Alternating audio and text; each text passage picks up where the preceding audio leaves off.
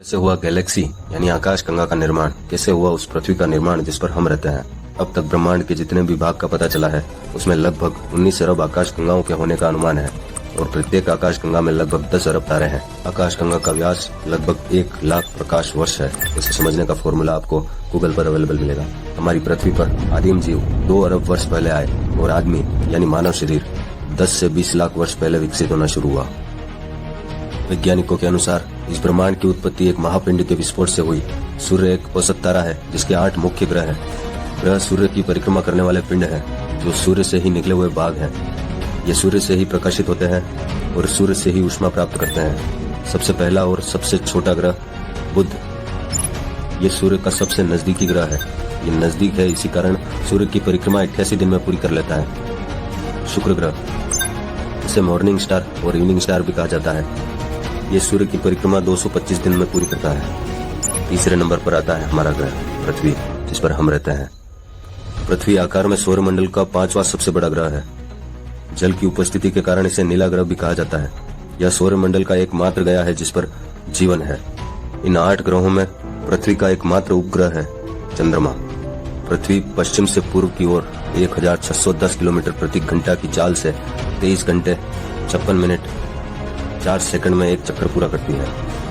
इस गति को पृथ्वी की दैनिक गति कहते हैं। इसी दैनिक गति में निरंतर चलने के कारण दिन रात होते हैं। सूर्य की परिक्रमा करने में पृथ्वी को 365 दिन 5 घंटे 48 मिनट 46 सेकंड का समय लगता है।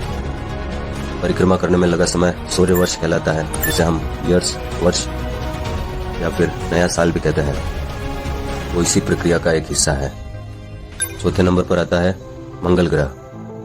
5वें नंबर पर आता है बृहस्पति ग्रह, जिसे हम जुपिटर के नाम से भी जानते हैं। नंबर 6 पर आता है शनि ग्रह। नंबर 7 पर है अरुण ग्रह। सूर्य के चारों ओर की परिक्रमा 84 वर्षों में पूरी करता है। नंबर 8 पर आता है वरुण ग्रह।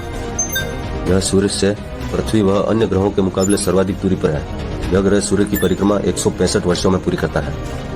अब तक हमने सूर्य और उसके परिक्रमा लगाते ग्रहों के बारे में जाना। अब हम जानेंगे बिग बैंग, महाविस्फोटक के बाद हमारी पृथ्वी की क्या अवस्था थी। पृथ्वी का 71% भाग जल और 29% भाग भूमि स्थल में कैसे आया। आखिर जानवरों और इंसानों में अधिकतर क्रियाएं एक जैसी क्यों है। पृथ्वी के निर्माण का इतिहास हमारे सोलर सिस्टम के इतिहास से अलग नहीं है।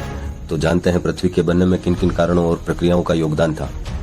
अरबों साल पहले मिल्की वे गैलेक्सी के एक कोने में गैस और धूल का एक बादल घूम रहा था। उसमें किसी पुराने तारे के अवशेष भी थे जिसमें बहुत पहले सुपरनोवा विस्फोट हुआ था। गैस और धूल के कण तैरते रहे, पर वे शुरू में दूर दूर ही थे, मगर तभी पास के एक तारे में भी सुपरनोवा विस्फोट हुआ, जिससे अंतरिक्ष में प्रकाश और ऊर्जा के झटके वाली तरंगें चारों ओर फैल गई। इससे इस बादल में गैस और धूल के कण पास पास आ गए। जल्दी ही गैस और धूल का बादल एक विशाल गेंद में बदल गया और गुरुत्व के प्रभाव से यह और बड़ा होता गया।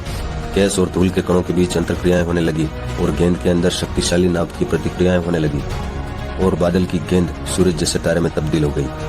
जबकि धूल और गैस का बहुत सारा हिस्सा सूर्य का चक्कर लगाने लगा, जिसे ग्रह निर्माण करने वाली चक्रिका प्रोटोप्लैनेटरी डिस्क कहते हैं। कालांतरण गैस और धूल के कण फिर पास पास आने लगे और ग्रह निर्माण की प्रक्रिया शुरू होने लगी। ये गैस और धूल के कण मिलकर एक बड़ा आकार लेने लगे। जबकि गैस और धूल के कण अब भी सूर्य का चक्कर लगा रहे थे, इन पिंडों से धूल और गैसों के कण और ज्यादा मात्रा में जुड़ने लगे और इसमें से एक पिंड आगे चलकर हमारी पृथ्वी बन गई। हमारी पृथ्वी से कई पत्थर टकरा रहे थे और इसके अंदर गिर रहे थे। इस पूरी प्रक्रिया में इसका पदार्थ गर्म होता गया और वह पिघली हुई चट्टान की एक विशालकाय गेंद बन गई। इसी बीच एक और बड़ी घटना हुई। पृथ्वी से एक और विशाल पिंड टकरा गया, जिससे पृथ्वी तो और ज्यादा बड़ी हो गई, लेकिन इससे एक टुकड़ा भी अंतरिक्ष में दूर तैरने लगा, जो बाद में हमारे ग्रह का एकमात्र प्राकृतिक उपग्रह चंद्रमा बन गया। और उस समय की पृथ्वी में ज्वालामुखी बहुत ज्यादा थे।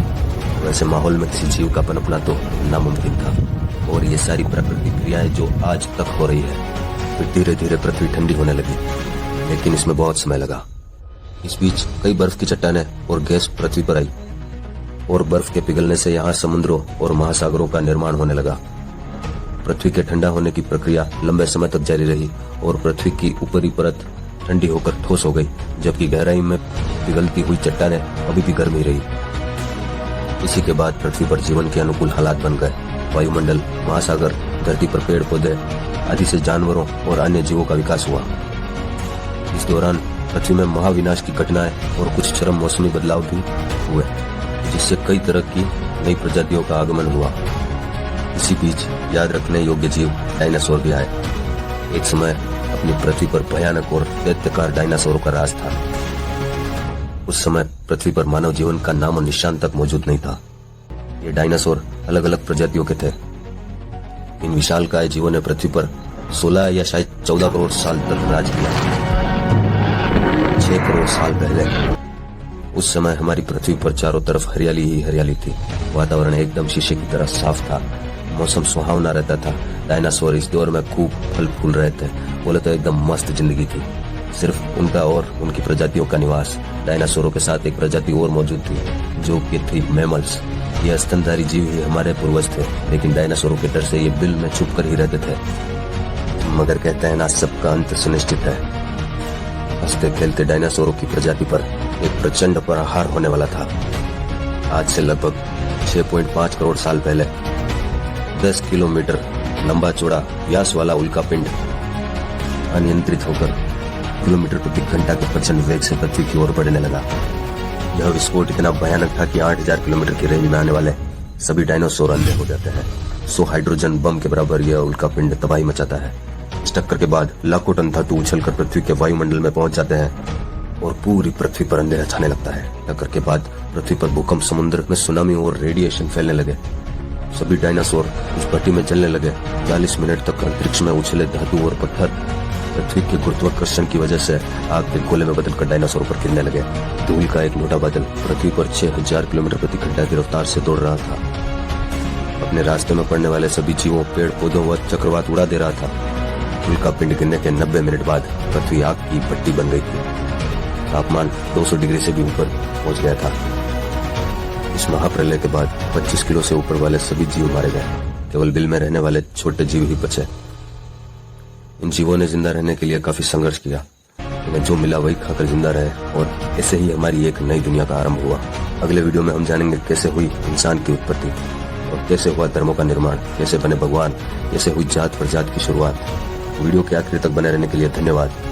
जल्दी मिलेंगे एक नए वीडियो के साथ।